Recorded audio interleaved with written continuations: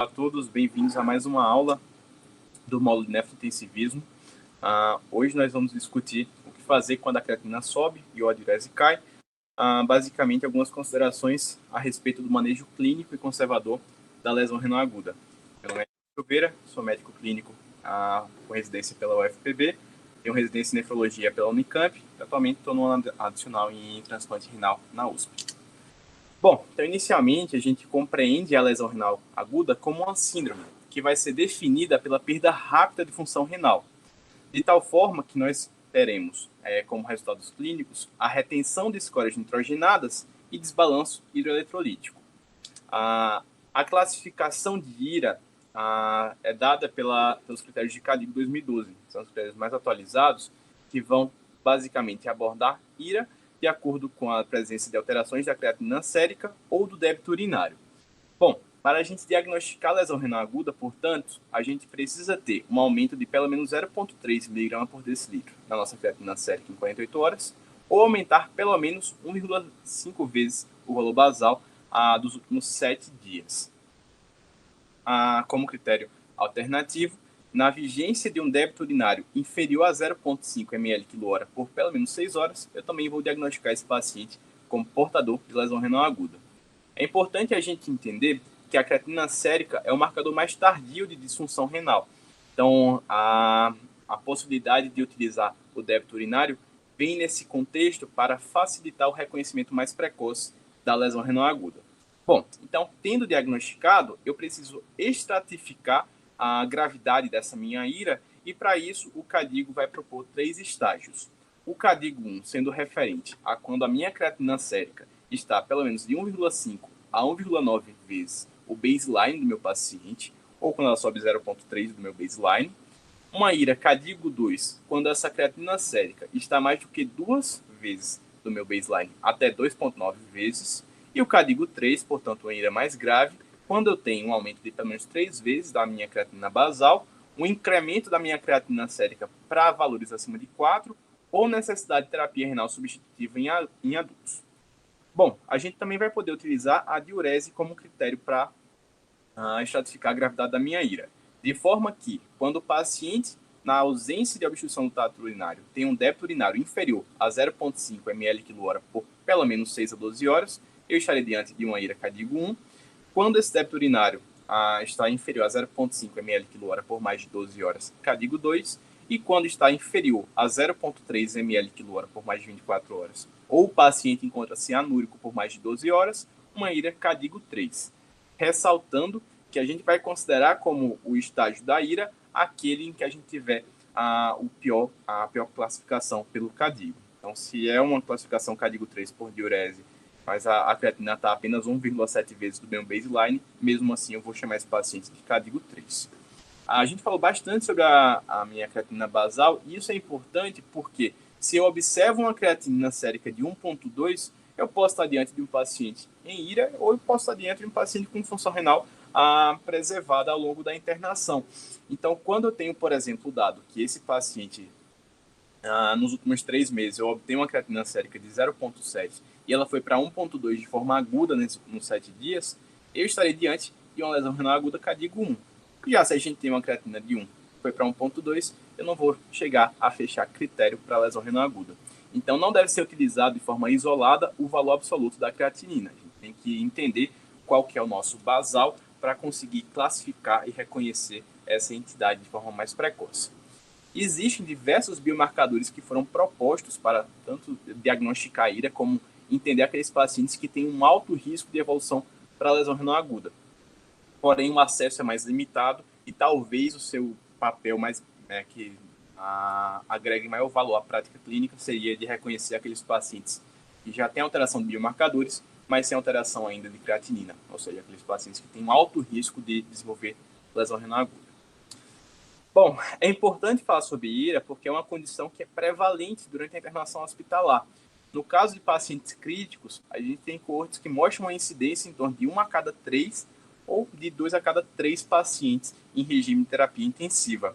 Desses pacientes, até 10% chega a iniciar suporte dialítico. A mortalidade também vai ser variável de acordo com as condições clínicas do meu paciente, mas chega a ressaltar o fato de que até 60% daqueles pacientes sépticos adultos podem chegar a falecer durante a internação em vigência de lesão renal aguda e suas complicações. Esse gráfico de baixo, ele mostra que o risco de morte na internação do paciente vai aumentar progressivamente de acordo com as alterações da creatinina sérica ao longo da internação, e que em 2013 a quantidade de mortes que foram devidas à lesão renal aguda foi de 300 mil, uma quantidade que é superior à soma de mortalidade por diversas outras condições, como câncer de próstata, câncer de mama, insuficiência cardíaca e diabetes. Então, é uma condição que é bastante frequente na nossa rotina hospitalar e leva a uma mortalidade alta, de forma que a gente precisa estar bem preparado para reconhecê-la e manejá-la. E o que é que a lesão renal aguda vai conferir para o meu paciente?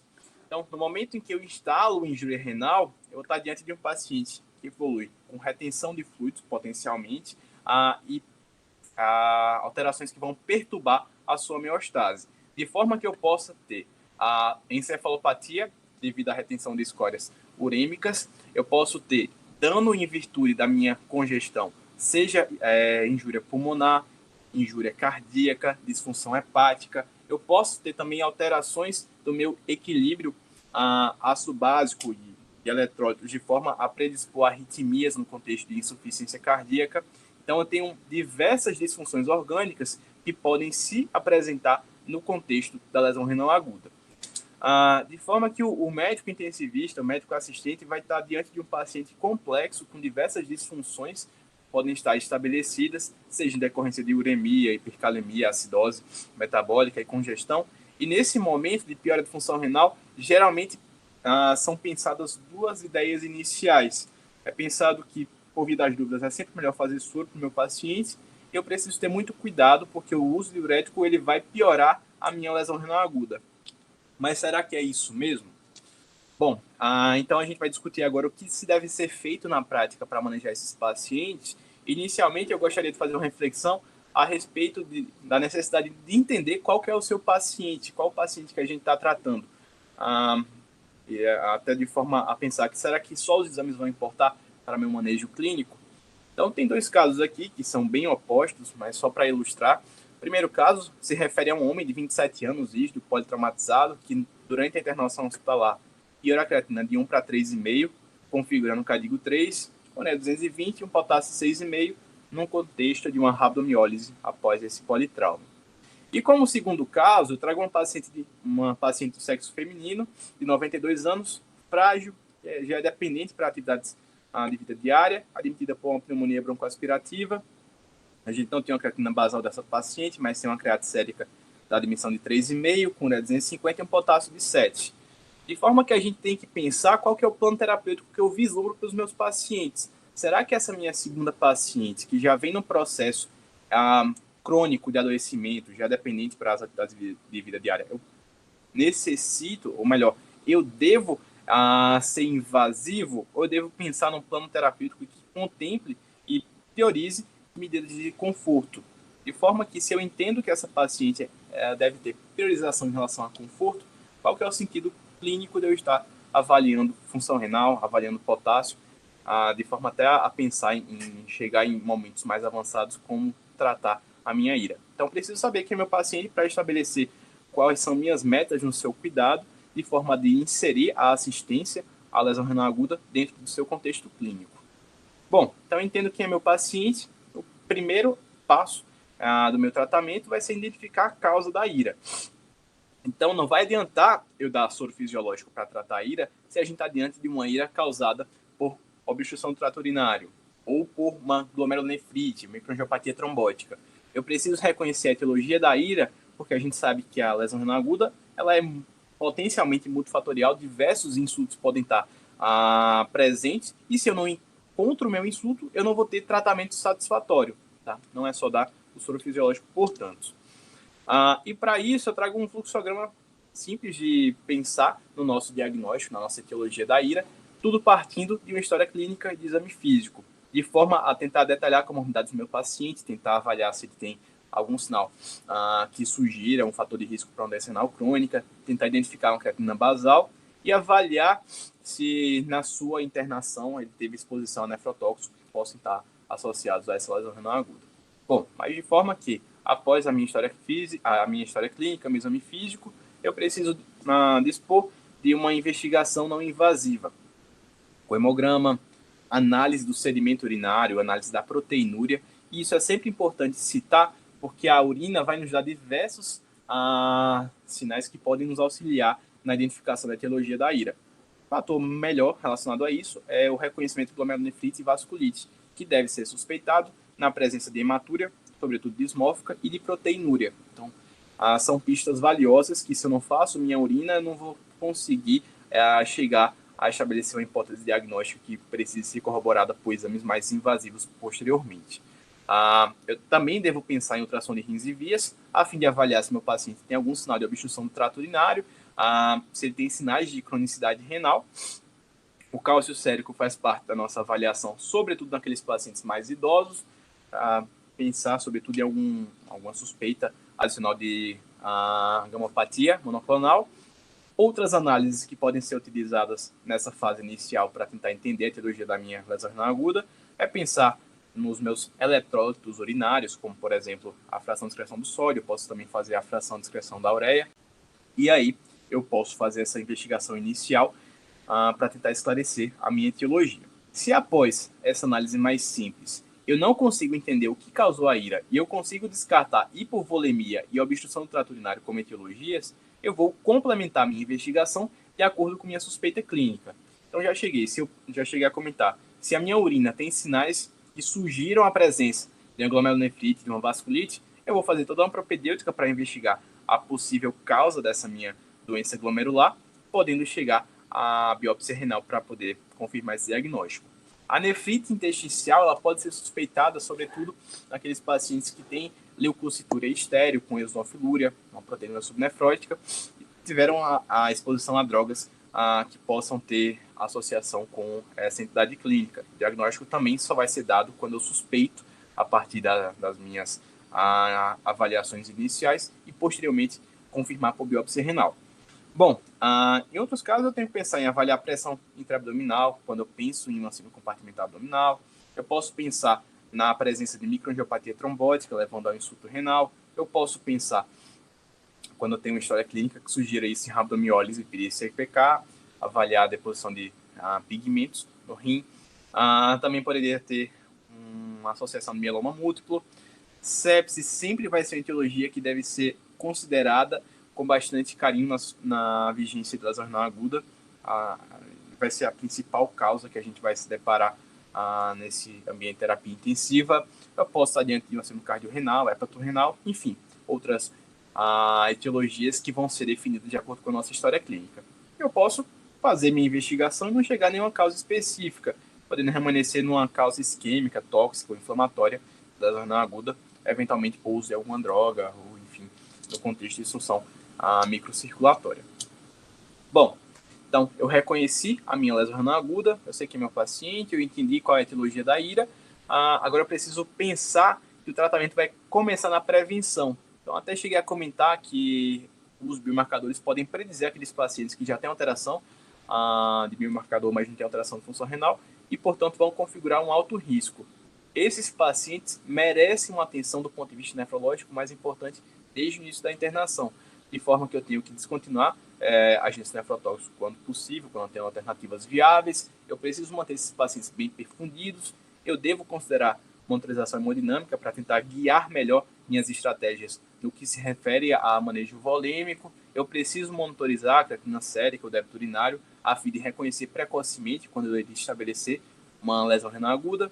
Eu devo evitar hiperglicemia e também devo considerar alternativas ao uso de contraste iodado endovenoso.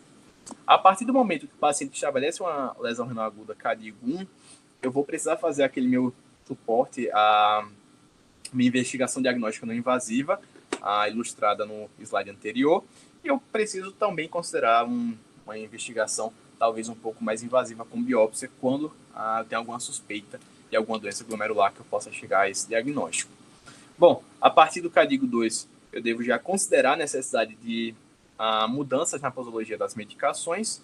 é importante, já em conjunto com o nefrologista, pensar que esses pacientes podem ter um risco maior de necessidade de suporte dialítico, e são pacientes mais graves, que eventualmente acabam chegando à necessidade de internação em leito intensivo. E quando eu estou diante de uma lesão renal aguda CADIGO 3, de forma mais específica, mas o CADIGO recomenda que a gente evite catéteres venosos em leito subclávio, já que esses pacientes têm maior risco de cronificação da lesão renal aguda e podem chegar à necessidade de suporte dialítico mais prolongado, inclusive por fístula arteriovenosa no futuro. Se eu passo um catéter em leito subclávio, eu posso comprometer a minha perviedade desse leito vascular nos meus membros superiores. Bom, partindo de forma mais específica para o tratamento, a nossa maior preocupação inicialmente acaba consistindo em manter esse paciente euvolêmico, porque a gente entende que tanto a hipovolemia como a hipervolemia vão trazer repercussões clínicas indesejáveis para o meu paciente. A hipovolemia a gente costuma suspeitar, a gente deve suspeitar na presença de hipotensão, taquicardia, sinais de hipoperfusão tecidual e oligúria. A gente vai manejar dando fluido. A hipervolemia, a gente vai suspeitar na presença de hipertensão, edema, congestão, a redução da oxigenação, hipóxia, e o nosso tratamento vai passar por diurético terapia. Passando dessa forma, parece ser até simples entender nosso racional, mas na verdade, a gente precisa entender que esse manejo do meu entendimento do status volêmico é algo dinâmico e que precisa de um rebuscamento diagnóstico. Mas antes disso, só para ilustrar um pouco melhor, a gente sempre tem em mente as complicações da hipovolemia para o paciente, mas também precisa saber das complicações, das disfunções orgânicas que eu vou ter em vigência da hipervolemia. E mais uma vez, são complicações de diversos órgãos e sistemas, de forma que eu posso ter comprometimento do sistema cardiovascular, alterações do sistema nervoso central, envolvendo edema cerebral, aumento da pressão intracraniana, alterações do sistema respiratório, que a gente está bem habituado na nossa prática clínica. A hipervolemia por si só pode comprometer a performance renal, de forma que eu tenho um aumento da minha pressão venosa renal, comprometendo também a perfusão arterial, dificultando a perfusão arterial desse paciente. Eu posso ter comprometimento hepático, comprometimento do sistema gastrointestinal. Então, a gente precisa estar bem preocupado de forma a evitar a hipervolemia pela sua associação com essas disfunções de múltiplos órgãos. Bom, então a gente vai tentar agora entender como se pode fazer a fim de evitar os efeitos maléficos, seja da hipovolemia como da hipervolemia. Inicialmente, é importante a gente ressaltar que a melhor forma de eu diferenciar se o meu paciente está em vigência de NTA ou de lesão renal aguda pré-renal é a resposta terapêutica à expansão volêmica, ao uso dos nossos fluidos. Então, inicialmente, o que a gente precisa fazer é tentar reconhecer sinais que possam me sugerir que esse paciente esteja hipovolêmico, como aquele paciente que tem sinais de má perfusão tecidual, que eu suspeito de uma hipovolemia central, de um baixa pré-carga. Então, se eu penso nisso, obviamente eu tenho que cogitar uma expansão volêmica, o uso de fluido. Só que para isso, inicialmente, eu preciso avaliar a fluido-responsividade. E diversas estratégias estarão presentes para se avaliar a fluido-responsividade. Mais rotineira, de maior fácil acesso, acredito que seja o uso do ultrassom beira-leito, a fim de avaliar a variabilidade de diâmetro da veia cava inferior daqueles pacientes em ventilação mecânica invasiva, com todos aqueles critérios que a gente bem conhece para permitir o seu uso com melhor acurácia diagnóstica. Então, se eu faço meu ultrassom beira-leito, eu vejo sinais de responsividade, bom, então eu vou pensar em administrar fluido, eu vou avaliar qual foi a resposta desse meu paciente. Se eu faço e eu não encontro sinais de responsividade, eu vou ter que pensar em outras formas de dar aquele suporte hemodinâmico que o meu paciente está precisando. Tentar reconhecer o motivo dessa hiperfusão dele, se vai precisar de inotrópico, se tem algum componente obstrutivo, alguma outra situação que eu possa tratar. Se eu fico em dúvida, mesmo após a avaliação da minha fluido-responsividade, com os meus parâmetros que eu tiver à disposição no meu serviço, eu tenho que avaliar qual que é o risco desse meu paciente de congestão volêmica. Então, estou diante de um paciente pronado, com uma SARA grave por COVID, já está uma relação PF de 70, anúrico, fechando balanço positivo. Será que ele realmente vai se beneficiar de usar mais fluido? Se tem um risco alto de congestão, eu tenho que parar e pensar em outras alternativas para melhorar essa perfusão tecidual. Se eu tenho um risco baixo, eu vou fazer uma prova com fluido.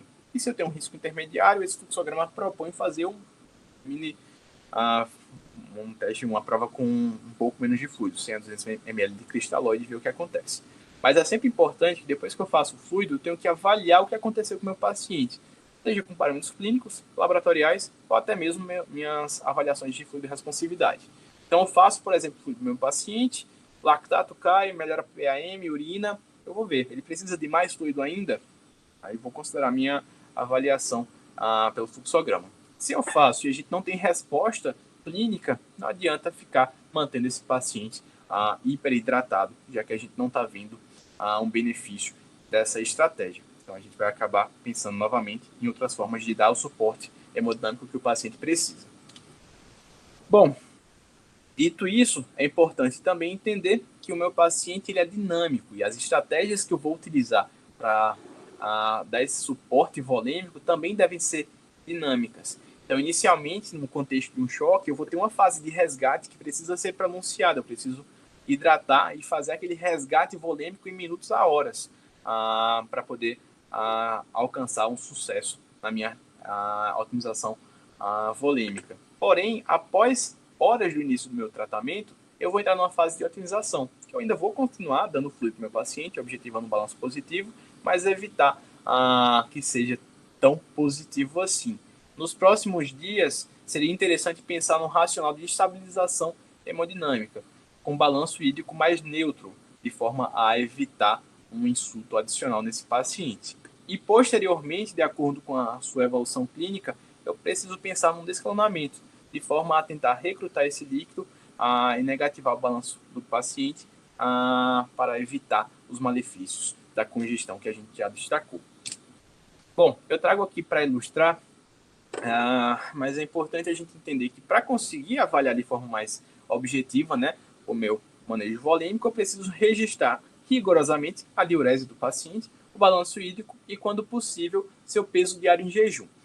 Então, aqui eu trouxe um balanço hídrico de um paciente em leito intensivo com internação prolongada, e que nas últimas 36 horas estava no CADIGO 3.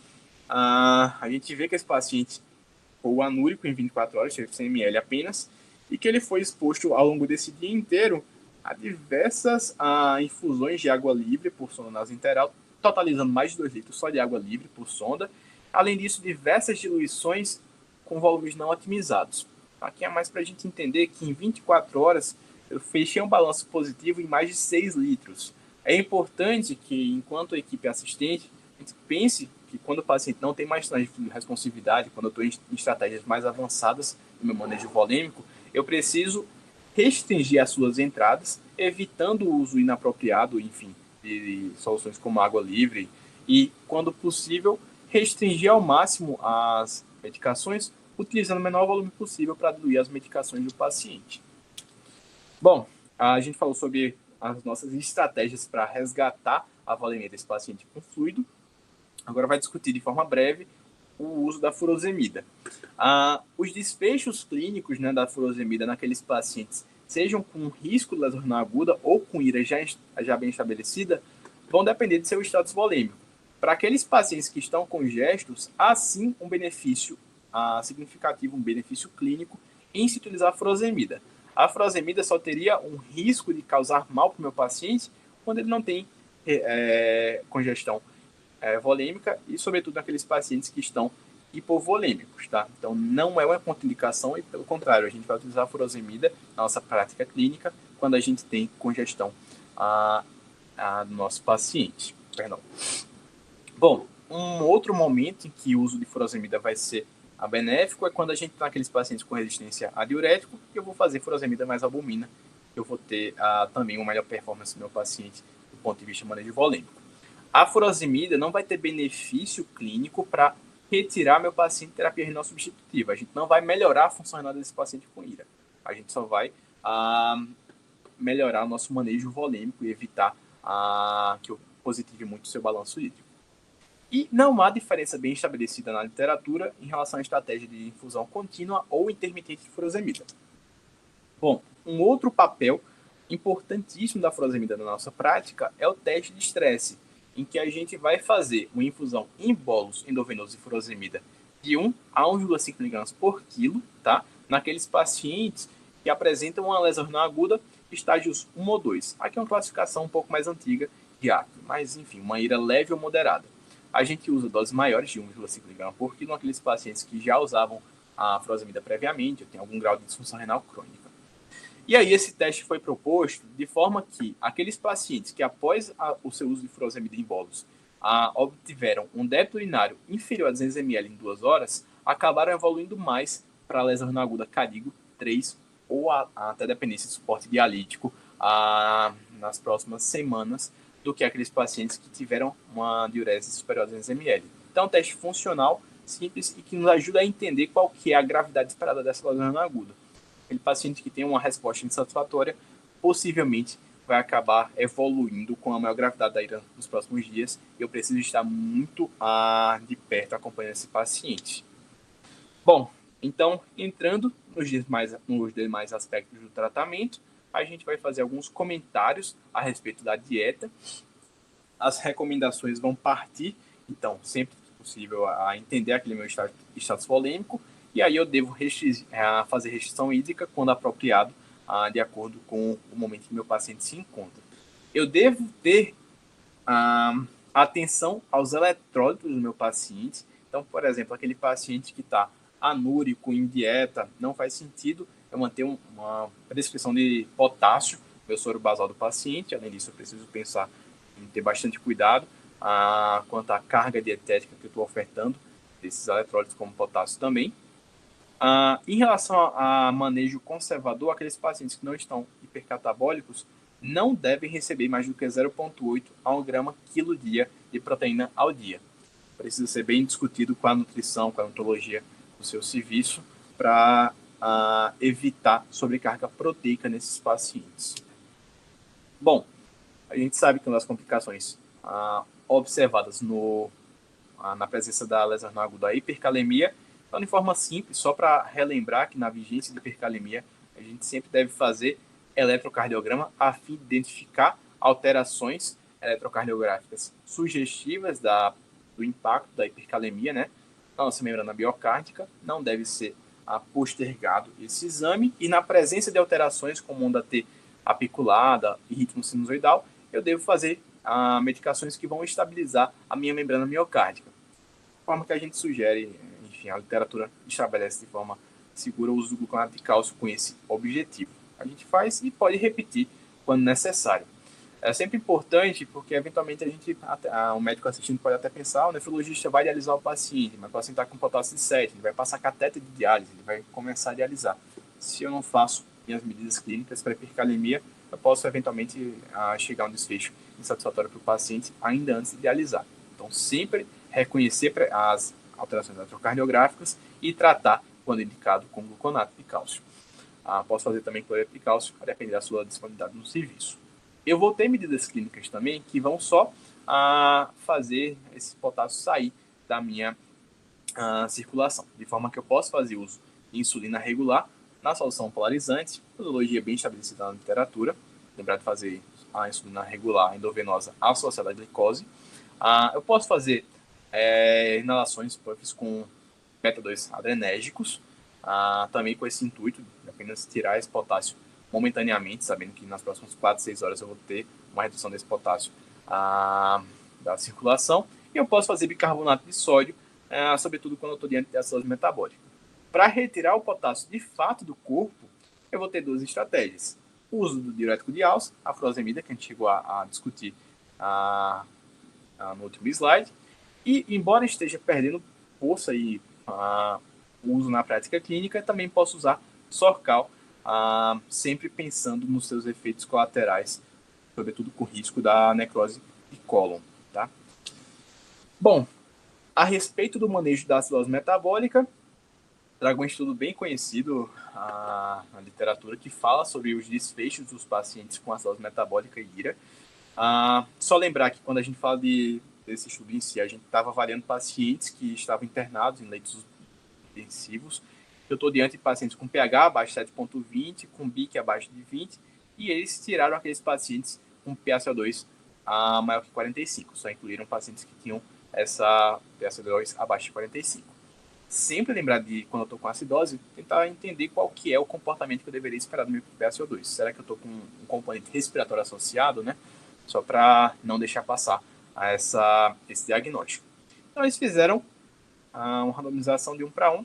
Um grupo não recebeu bicarbonato e o outro recebeu bicarbonato, na concentração de 4,2%, almejando um pH superior a 7,3. O que eles viram é que, a respeito do desfecho primário de mortalidade e pelo menos uma falência orgânica em 7 dias, aqueles pacientes que tinham uma lesão renal aguda em estágio moderado, né, MAC em pelo menos 2, tiveram melhores desfechos quando fizeram bicarbonato. Então, enquanto esses pacientes tiveram esse desfecho em 70% quando fizeram BIC e alcançaram esse pH de 7,3, o desfecho foi observado em 82% quando não tive esse uso de bicarbonato, né?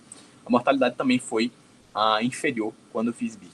Então, de forma que a gente vai utilizar bicarbonato de sódio endovenoso, almejando um pH superior a 7,3 naqueles pacientes em IRA, pelo menos Cadigo 2, e saíram de pH acima de 7,2, tá? Abaixo de 7,2. Os outros cenários não é bem estabelecido. Sempre que eu faço carbonato, eu preciso ter muito cuidado, porque se esse meu paciente tem hipocalcemia, ele tem risco de entrar em tetania após o uso de bicarbonato, eu preciso corrigir o cálcio, tá bom? E eu preciso estar atento a outros efeitos adversos, como hipernatremia e alcalose metabólica, que vão limitar seu uso. Mas a gente está falando sobre manejo conservador, então trouxe essa estratégia apenas para citar os efeitos adversos. Bom, a gente também pode encontrar como complicação da IRA a disfunção plaquetária, que é multifatorial, mas só focando em aspectos práticos do seu tratamento clínico, a gente pode usar desmopressina. A dose sugerida é 0,3 microgramas por quilo. Vou fazer em soro fisiológico e infundir 15 a 30 minutos.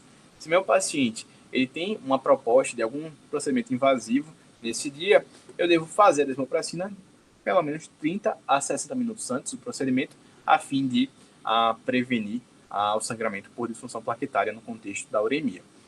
A correção da anemia também é um fator importante para melhor manejar essa disfunção plaquetária.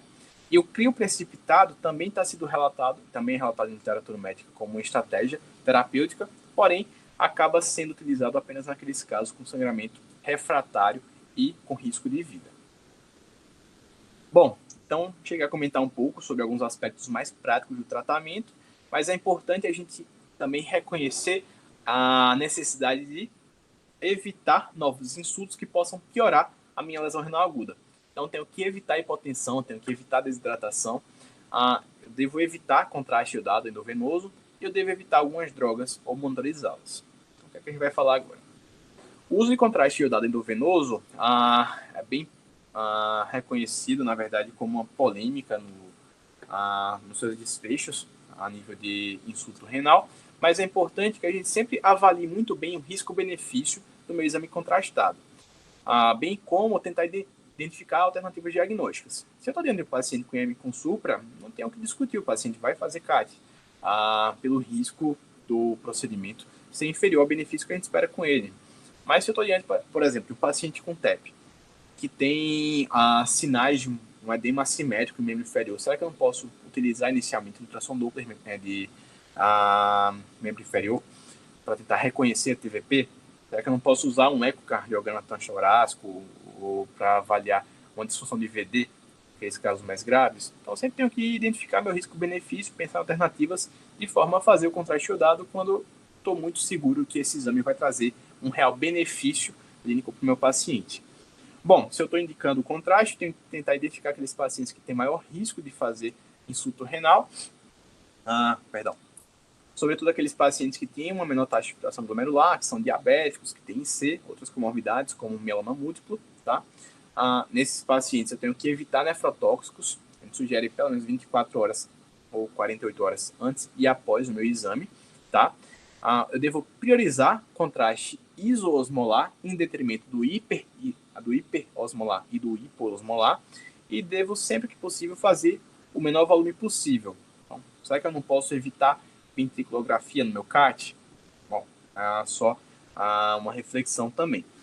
E a respeito do que é melhor escrito em literatura, as minhas estratégias devem envolver expansão volêmica, a não ser que eu esteja, obviamente, diante de um paciente hipervolêmico. A estratégia mais rotineira é o soro fisiológico 0,9, 1 ml quilo hora, pelo menos 6 a 12 horas antes e após o procedimento. O uso de bicarbonato, numa concentração de 1,26%, ele pode ser utilizado como estratégia, porém não é superior ao soro fisiológico. Então, eventualmente, a gente acaba predispondo e lançando mão do bicarbonato naqueles pacientes em que a gente quer evitar fazer muito volume ou que tem uma acidose metabólica associada. Eu vou fazer um pouco menos de volume quando eu comparo com um grupo que faz soro fisiológico. Que eu faria 3 ml por quilo hora 1 hora antes do procedimento, e depois vou fazer 1 ml quilo hora de 6 a 12 horas após. Bom, em relação às medicações, eu tenho uma série de medicações que vão estar associadas, podem estar associadas com NTA, aminoglicosídeo, anfotericina, tenofovir, anti-inflamatório. A gente deve evitar sempre que possível essas medicações, mas obviamente sempre avaliando o risco-benefício. Então, por exemplo, eu estou diante de um paciente que tem um choque séptico com a KPC, não tenho polimixina, não tenho ceftazidime, mavacamina no meu serviço, só tenho amicacina, vou fazer minha amicacina pelo risco-benefício. Mas claro que tentando avaliar na dose corrigida para o insulto renal que estiver em vigência naquele momento e com uso único diário.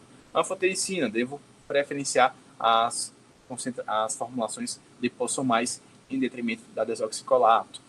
E bom, lembrar também da correção de drogas, que não são apenas antibióticos, mas diversas medicações podem ter a sua excreção comprometida na vigência do insulto renal e eu preciso estar atento para evitar que elas fiquem em níveis tóxicos, tá?